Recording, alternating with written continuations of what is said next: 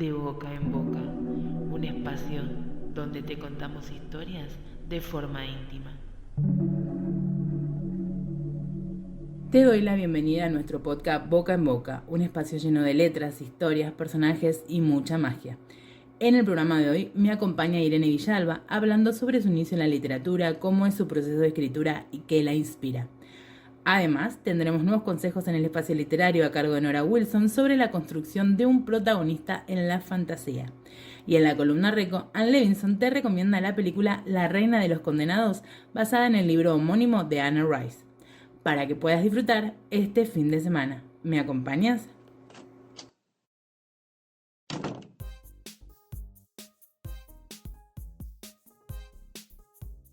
Bienvenida Irene Villalba al podcast Boca en Boca. Es un placer tenerte conmigo finalmente en este espacio y deseo que la pases muy bien. Para empezar, ¿qué te parece si me cuentas y a los oyentes qué género escribes y en dónde pueden encontrar tus obras? Buenas, un placer estar aquí contigo. Gracias por haberme invitado al programa. Y bueno, yo lo que escribo, en realidad, escribo novela contemporánea, se podría decir. Lo que pasa que no tengo nada publicado de lo que es novela.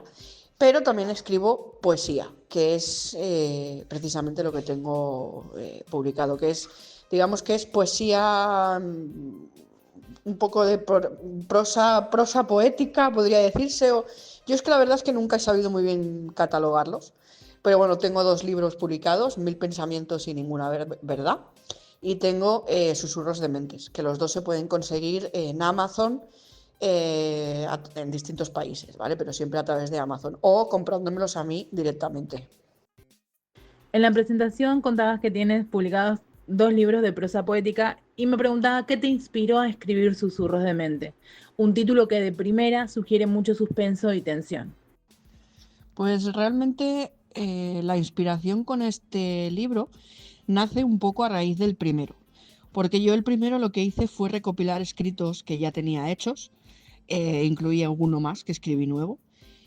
Y el segundo, pues fue un poco más consciente, ¿no? Se podría decir. O sea, el segundo, prácticamente todo lo que escribí ya era actual. O sea, ya no recopilé nada de antaño, de años anteriores y tal. Entonces, realmente lo que me inspiró es que yo siempre escribo a raíz de las emociones, es decir, según lo que siento, lo que me hace sentir una persona, sentimientos de rabia, dolor, ira, emociones de felicidad, eso es lo que me hace a mí escribir. Entonces, como al final yo siempre estoy escribiendo pues poemas un poco relacionados con diferentes momentos de mi vida, con diferentes personas de mi vida, pues dije, bueno, digo, pues ya que lo hago, ¿por qué no los recopilo todos? Lo escribo un poco conscientemente y lo publico como libro, ¿no? Como mi segundo libro. Entonces, por eso, pues un poco tiene también ese título, ¿no? Como comentabas, porque un poco un batiburrillo de sentimientos, emociones y vivencias que seguramente muchas personas podrían llegar a sentirse identificados. Más allá de lo que cuentas sobre susurros de mente, sobre las emociones en las que están inspirados, ¿tu poemario está definido por una temática en particular? Me refiero a que tiene un tema en común cada uno de los poemas o es un popurrí de sensaciones. Pues no tiene, o sea, de hecho no está escrito en forma de temática común. Sí que se podría decir que lo que tiene en común todos los poemas y mini textos que hay, textos un poco en forma poética, como he dicho al principio, lo que podrían tener en común es que todas están relacionadas con algún tipo de vivencia, con alguna persona que ha pasado por mi vida. O sea, todos están, eso sí que tendrían todos en común, y es que todos están inspirados por algún tipo de emoción que yo misma he vivido o que ha podido vivir alguien de mi entorno, ¿vale? Por ejemplo, en Susurros de Mentes hay un poema sobre el ghosting. Bueno, sí, me lo han hecho a mí, pero también se lo han hecho a gente de mi entorno. Entonces, es un poco, si se puede decir, lo que tiene en común o la temática en común es que todos son emociones y vivencias que cualquiera puede sentir en cualquier momento de su vida. Dentro de la prosa poética, si no estoy mal informada, no suele haber diálogo. Siendo también una escritora de novelas, ¿cómo es que te amoldas a este tipo de formato? Pues porque yo realmente desde que era adolescente, sí, tendría unos 14, 15 años, siempre he escrito las dos cosas. Es decir, para mí es igual de sencillo hacer poesía, porque he leído mucha poesía, como igual de sencillo escribir una historia, o sea, un relato corto, incluso una novela. De hecho, ya te digo, tengo una novela que le falta muy poquito, que en cuanto pueda quiero publicar, pero primero, claro, tengo que acabarla. Lo que pasa es que tampoco me queda mucho tiempo. Entonces, pues volviendo un poco a la pregunta, es lo que te digo, siempre he escrito ambas cosas, o sea, siempre las he llevado a la par. Entonces, no es que haya necesitado adaptarme, es que para mí es como muy natural, o sea, me sale natural tanto un tipo de escritura como otro. ¿Cómo fue la selección de prosas y poemas que has elegido para que sean incluidos en Susurros de Mentes? Pues cuando publiqué el primer libro se me quedó un par de poemas fuera y mientras estaba en el proceso de publicar, o sea, de publicar, ¿no? De promocionar ese primer libro, pues yo seguía escribiendo. Es decir, yo no he dejado nunca de escribir, siempre escribo. Entonces, todo lo que escribí desde que publiqué ese primer libro hasta que salió Susurros de Mentes, todo lo que escribía lo iba metiendo en el libro. Es decir, no hice una selección exhaustiva ni muy cuidada. O sea, quería que fuera algo muy visceral. Entonces, todo lo que escribí lo metí en Susurros de Mentes. Y no quedó nada fuera. Y de hecho, a día de hoy ya tengo poemas para empezar a montar un tercer poemario. O sea, que es que como no paro de escribir, pues es un poco eso, que no tengo que hacer una selección. Igual sí que me tengo que esforzar un pelín más si me falta contenido y escribir algo más para poder meterlo y que el libro tenga una extensión pues más o menos decente, si se puede decir así. Pero no he tenido que hacer nunca una selección.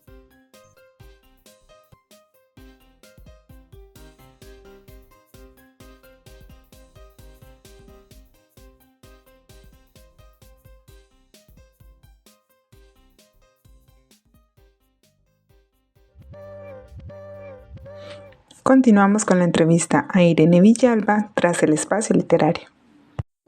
Buenas, buenas. Bienvenidos a este mundo hermoso de mate y literatura y que nunca les falte ninguno de los dos. Hoy en nuestro tercer encuentro sobre fantasy vamos a hablar del protagonista, cómo construir un buen protagonista de fantasy. Y me van a tener que perdonar que yo justo en este mes resulte tan autorreferencial, pero es que justamente el fantasy es lo que a mí me apasiona escribir. Entonces, las cosas que les voy a estar contando son cosas que yo he puesto en práctica y que me emocionó muchísimo poner en práctica. A la hora de definir un protagonista, sea el que sea en el género que sea, ustedes van a tener que definir cuáles son sus capacidades y cuáles son sus limitaciones. Y todos los rasgos que ustedes le atribuyan al protagonista deberían tener cierta repercusión, cierta relevancia en su camino. Es decir, obviamente puede ser que el protagonista cesee cuando habla, pero si eso no le afecta en lo más mínimo, no nos interesa saberlo. Ahora, si ese ceseo significa que no va a poder decir bien una fórmula mágica y que por lo tanto no va a poder accionar cuando lo necesite y va a estar en peligro, entonces se vuelve extremadamente relevante. En el caso del protagonista de fantasy, tenemos que mirar esto doblemente. Por un lado, ¿qué capacidades mágicas tiene y qué limitaciones mágicas tiene? El protagonista no siempre va a ser mágico en un fantasy. En el caso de Crónicas de la Magia del Mundo, La Rebelión de los Lobos, yo tengo una protagonista que es maga, entonces ella no es mágica, sí tiene la capacidad de movilizar la magia. Pero en Los Frutos Malditos se trata de un chico normal que tiene una maldición. Entonces la magia en un cierto punto lo afecta, pero sí le otorga ciertas capacidades, como por ejemplo absorber la vida de los demás, y ciertas características. Por ejemplo, puede someter a los demás porque es una táctica que él tiene para absorberles la vida, entonces la puede poner en práctica cuando quiera. Ahora, lo limita en un montón de cosas. Es muy importante entonces analizar qué tipo de limitaciones y qué tipo de poderes le da al protagonista la magia. Pero además, por eso les decía que es una doble definición de personaje, también tenemos que ver qué características tienen por fuera de la magia. Porque incluso si no son seres humanos, puede ser un hada o puede ser un elfo o puede ser un mono, pero va a tener ciertas características. Estas características también van a repercutir en su magia. Ejemplo, mi otra protagonista, Francisca, es muy insegura y no se tiene confianza y siempre piensa que su alma es mala. Entonces va a tener mucha más facilidad para la magia oscura que para la magia blanca. Entonces este tipo de limitaciones, o por ejemplo ser muy distraída, ella de pronto está haciendo un hechizo y de pronto se distrajo con otra cosa y estaba teniendo un tronco en el aire y se le cae encima a otra persona. Las características personales del individuo van a repercutir directamente también en su accionar mágico en el mundo y en el sistema mágico. Entonces, acá estamos uniendo todos estos tres encuentros. Cuando ustedes definan un protagonista en fantasy, tienen que definirlo en sí mismo, tienen que definirlo respecto de sus coprotagonistas como en cualquier otra ficción, pero en fantasy también tienen que definir sus capacidades mágicas y sus capacidades de interactuar con el mundo mágico y con el sistema mágico. De qué manera el sistema mágico y el mundo condicionan a nuestro protagonista y de qué manera nuestro protagonista puede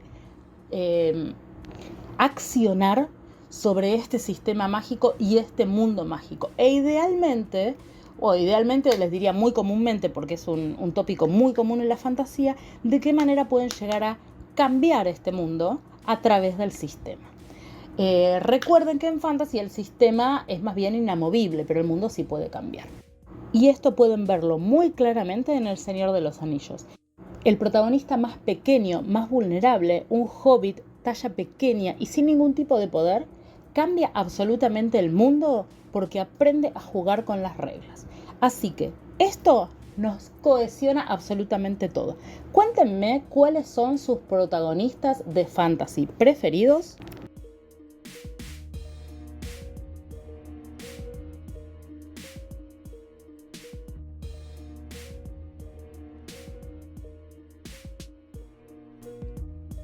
Dejando momentáneamente de lado por un momento tu poemario Susurros de Mentes, voy a adentrarme en tu proceso de escritura. Desde el primer momento en que comenzaste a escribir hasta la actualidad, ¿has vivenciado algún tipo de inseguridad o duda que te ha hecho pensar la escritura no es lo mío?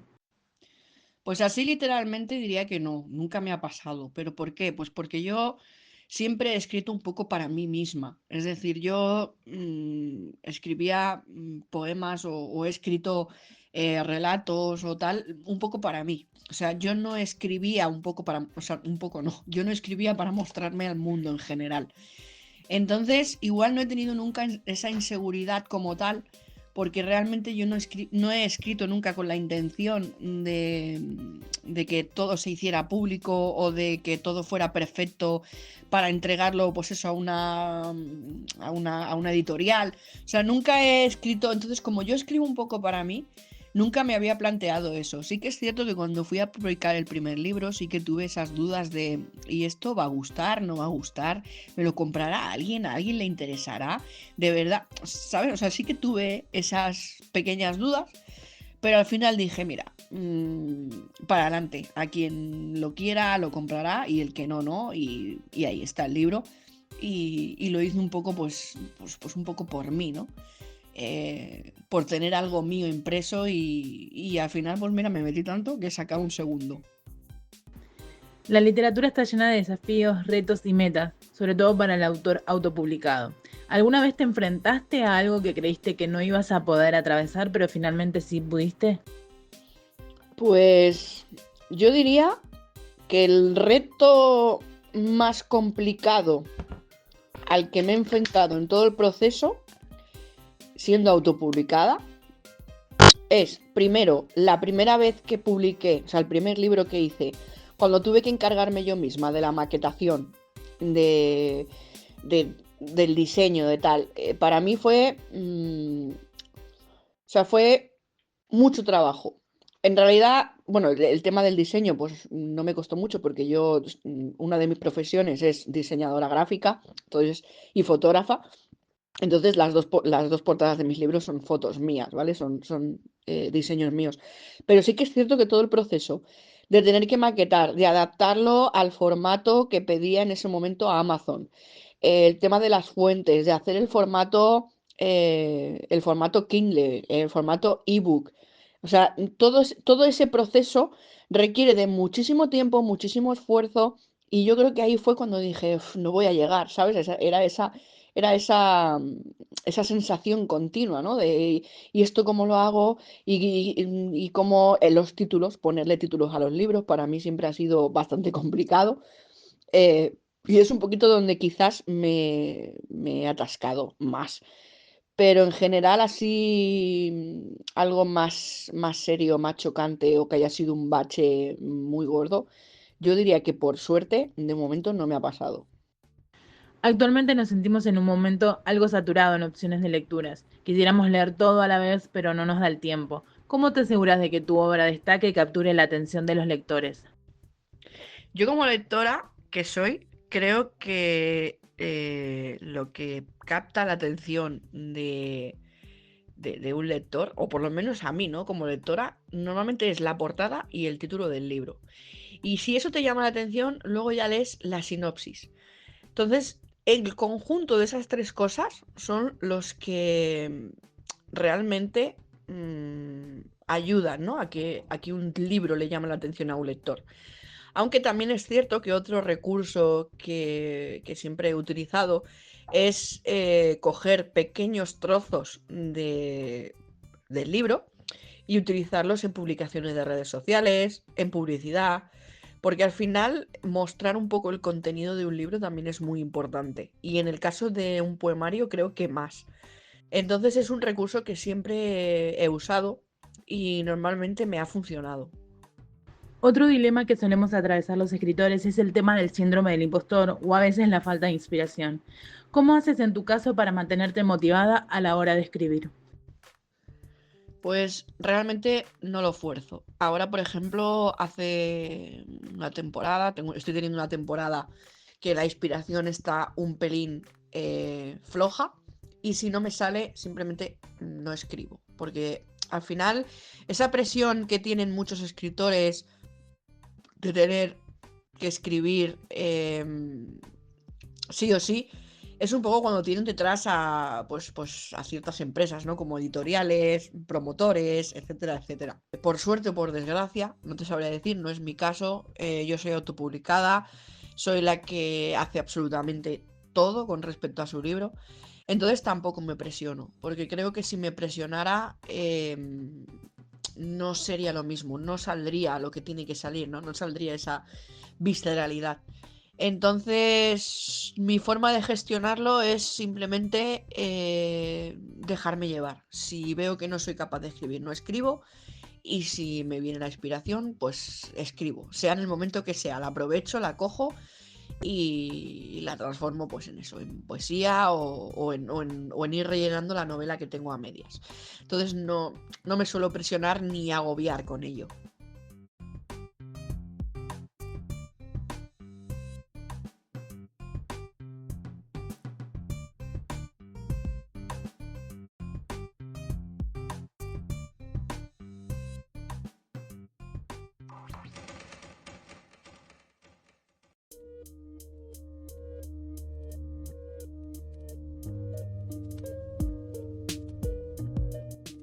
Continuamos con la entrevista a Irene Villalba tras la columna Rejo.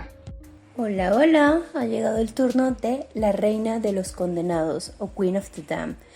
Es una película del año 2022 dirigida por Michael Rymer y protagonizada por Stuart Townsend, Alaya, Marguerite Moreau, Vincent Pérez y Paul McGann. Basada parcialmente en las novelas Lestat el vampiro y La Reina de los Condenados de Anne Rice, pero sin seguir su argumento literalmente.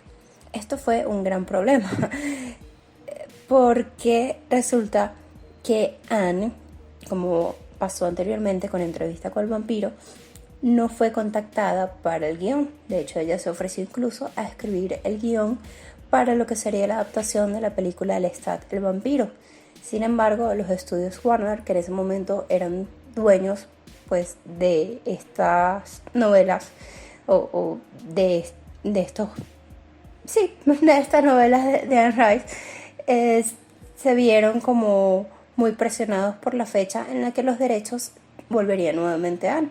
Por lo tanto, trataron como de manejarse mucho entre ellos, no la incluyeron y pues nuevamente ella se vio muy molesta y estuvo en desacuerdo un poquito con la película, especialmente porque fue, pues como dije antes, una adaptación de 2 novelas de ella, lo cual debió haber sido en realidad una sola de las novelas.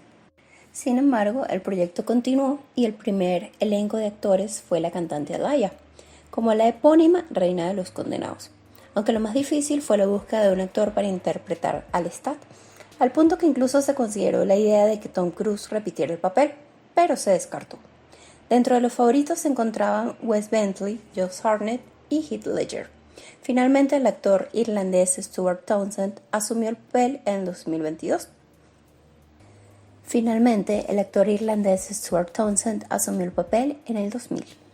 Y el elenco final incluyó a Vincent Pérez como Marius, Paul McGann como David Talbot, Lina Olin como Maharet y Marguerite Moreau como Jessie Reeves. Los actores australianos incluyeron a Claudia Black como Pandora y Matthew Newton como Armand. Para la voz de cantante de Lestat se contó con el vocalista de la banda Korn, Jonathan Davis, aunque el compromiso contractual de Davis con Sony BMG significó que su voz no podía aparecer en el soundtrack, por lo que para el lanzamiento oficial del álbum otros músicos regrabaron las voces. De hecho, durante los créditos del final se puede escuchar la canción Not Meant For Me, la cual es la versión de Jonathan Davis, aunque en los créditos aparece como la versión del álbum de Wayne Stake. Como les conté al inicio, un poquito de la controversia, resulta que a finales de 2001 la autora Anne Rice había visto la película completa y estaba lo suficientemente satisfecha como para permitir que su nombre se usara en material promocional, aunque luego, en 2003, se desilusionó y rechazó la película, comentando que un formato de serie de televisión sería más adecuado al material de origen.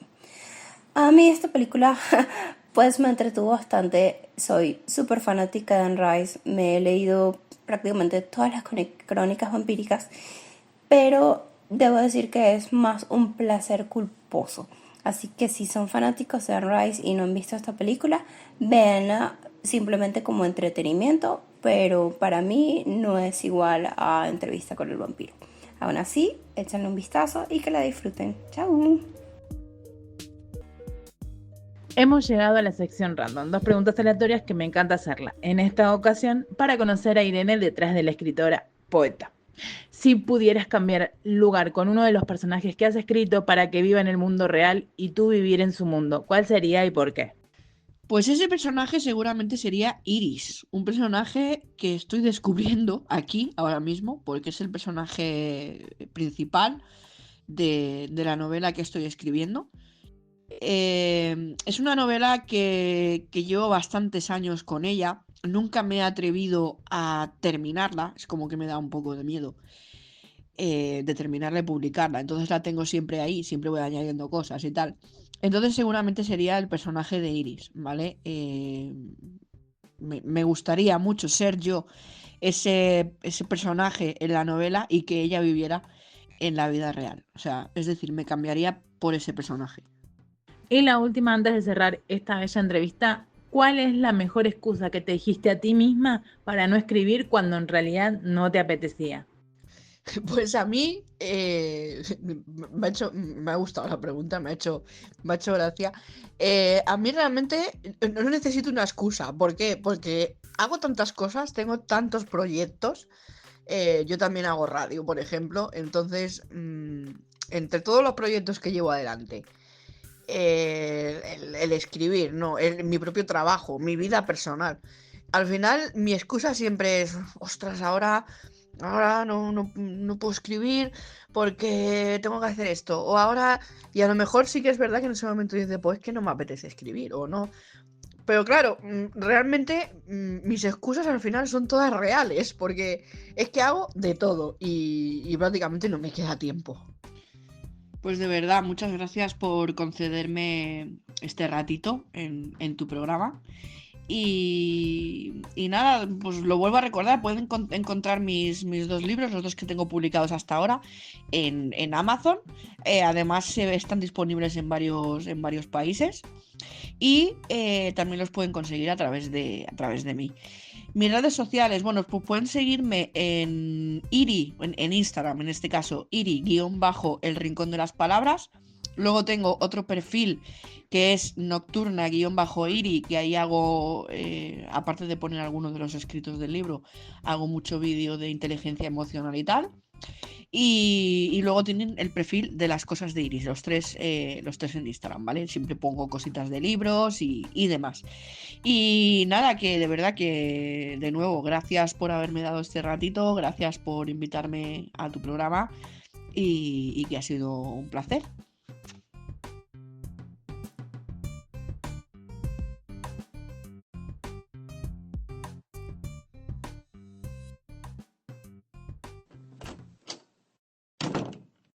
Llegamos al final del podcast 90. Quiero agradecer la colaboración de Nora Wilson en el espacio literario, Ann Levinson en la columna Reco y el proceso de musicalización y edición a cargo de Tina Record Producciones. Espero tu comentario en redes y ojalá que te haya gustado lo suficiente para que regreses al próximo. Como adelanto, te cuento que tendremos a la escritora Miri Baustian compartiendo un poco de su mundo literario.